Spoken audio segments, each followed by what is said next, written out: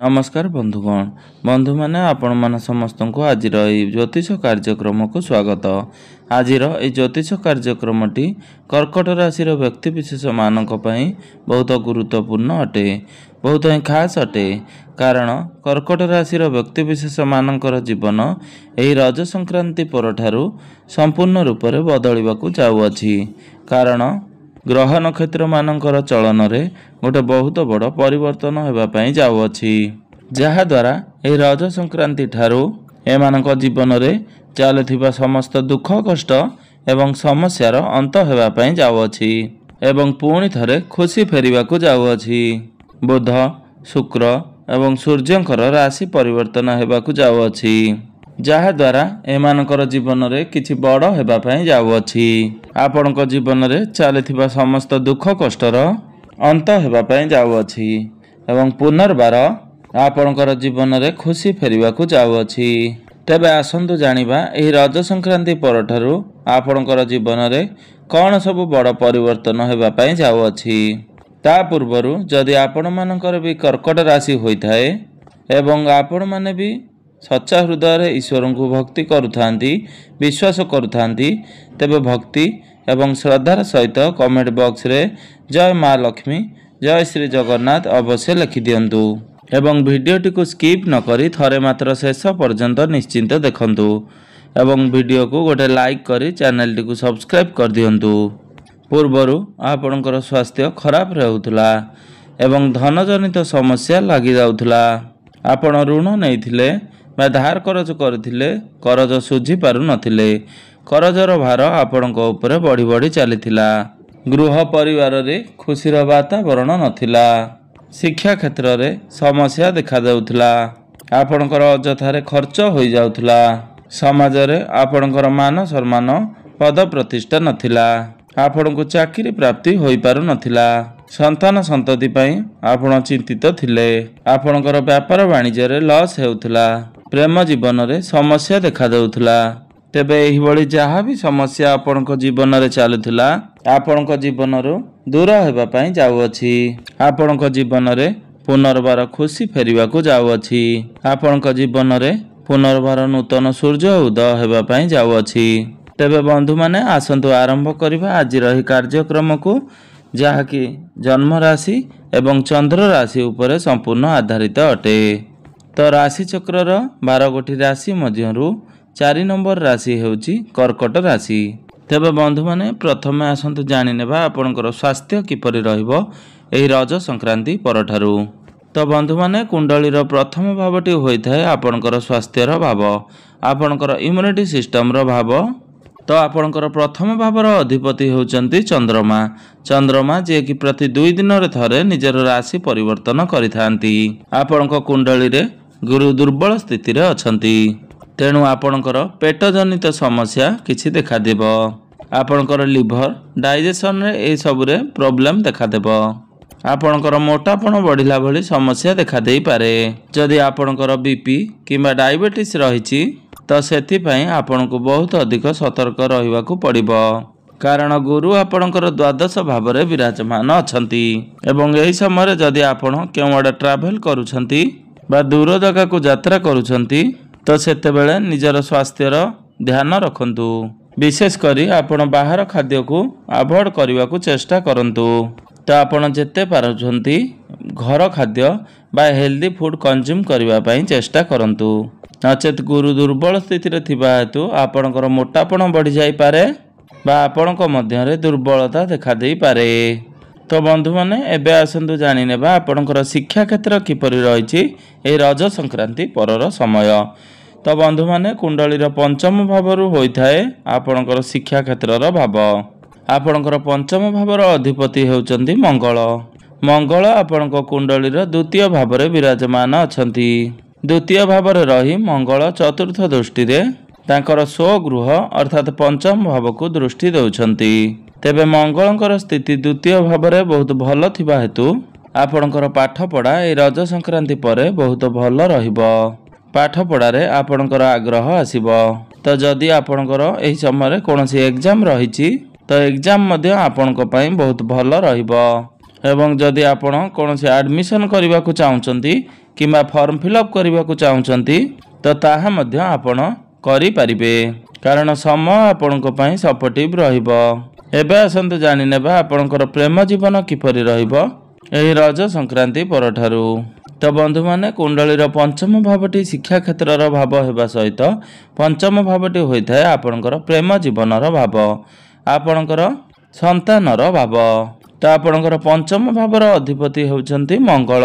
ତ ମଙ୍ଗଳ ଆପଣଙ୍କର ଦ୍ୱିତୀୟ ଭାବରେ ବିରାଜମାନ ଅଛନ୍ତି।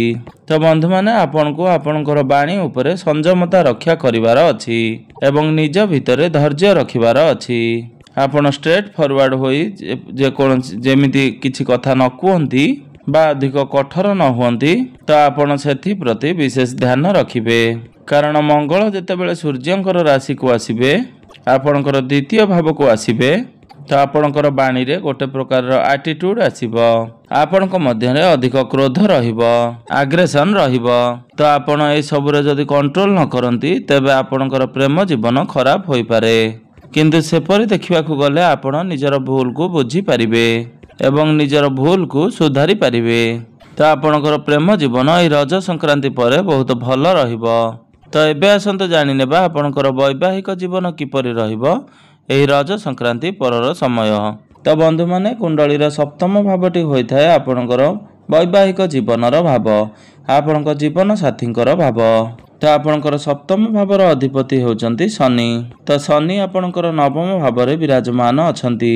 ତ ବନ୍ଧୁମାନେ, ଏହା ପୂର୍ବରୁ ଶନି ଆପଣଙ୍କର ଅଷ୍ଟମ ଭାବରେ ରହିଥିଲେ, ଆପଣଙ୍କ ରାଶିରେ ଶନି ଅଢ଼େଇ ଚାଲିଥିଲା, ଯାହା ଫଳରେ ଆପଣଙ୍କ ପୂର୍ବରୁ ଆପଣଙ୍କ ବୈବାହିକ ଜୀବନରେ ନାନା ପ୍ରକାର ସମସ୍ୟା ରହିଥିଲା। ତ ଆପଣଙ୍କର ଜୀବନ ସାଥୀଙ୍କର ସ୍ୱାସ୍ଥ୍ୟରେ ଅନେକ ପ୍ରକାର ସମସ୍ୟା ଦେଖାଦେଉଥିଲା, ଯାହା ବର୍ତ୍ତମାନ ଧୀରେ ଧୀରେ ସମାଧାନ ହୋଇଯିବ। ତ ବର୍ତ୍ତମାନ ଶନି ଆପଣଙ୍କର ନବମ ଭାବ ଅର୍ଥାତ୍ ଭାଗ୍ୟ ଭାବରେ ଅଛନ୍ତି। ତ ଆପଣଙ୍କର ବୈବାହିକ ଜୀବନ ଠିକ୍ ଠାକ୍ ରହିବ। ତ ଆପଣଙ୍କର ଜୀବନ ସାଥୀଙ୍କର ଭାଗ୍ୟରେ ଉନ୍ନତି ହେବ, ଆପଣଙ୍କର ଜୀବନ ସାଥୀଙ୍କ କ୍ୟାରିୟରରେ ଗ୍ରୋଥ ଆସିବ। ଯଦି ଆପଣଙ୍କ ମଧ୍ୟରେ କୌଣସି ପ୍ରକାର ବୈଚାରିକ ମତଭେଦ ରହିଥିଲା ତ ତାହା ମଧ୍ୟ ସମାଧାନ ହୋଇଯିବ, ଆପଣଙ୍କ ମଧ୍ୟରେ ବୁଝାମଣା ଭଲ ରହିବ, ଆପଣଙ୍କ ମଧ୍ୟରେ ଅଣ୍ଡରଷ୍ଟାଣ୍ଡିଂ ବହୁତ ଭଲ ରହିବ।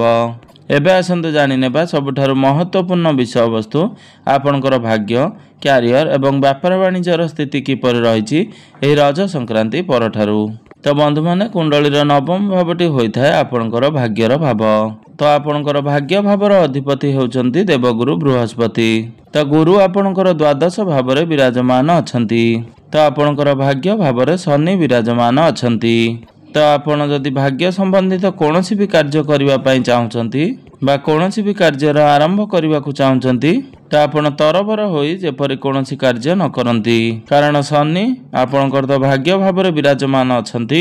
କର୍କଟ ରାଶି, କର୍କଟ ଲଗ୍ନ ପାଇଁ ଶନିଙ୍କୁ ଅକାରକ ବୋଲି ମାନା ଯାଇଥାଏ, ତେଣୁ ଆପଣଙ୍କର ଭାଗ୍ୟ ଟିକେ ସ୍ଲୋ ହୋଇଯିବ। ପ୍ରତ୍ୟେକଟି କ୍ଷେତ୍ରରେ ଆପଣଙ୍କୁ ବାଧା ବିଘ୍ନର ସମ୍ମୁଖୀନ ହେବାକୁ ପଡ଼ିପାରେ।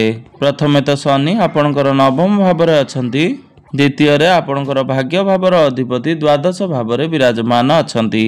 କୁଣ୍ଡଳୀରେ ଦ୍ୱାଦଶ ଭାବଟିକୁ ଏତେ ଭଲ ବୋଲି ମାନା ଯାଇନଥାଏ, କାରଣ ଦ୍ୱାଦଶ ଭାବଟି ତ୍ରିକ୍ ଭାବ ହୋଇଥାଏ। ତ ଆପଣଙ୍କର ଭାଗ୍ୟ ଟିକେ ଦୁର୍ବଳ ହୋଇଯିବ।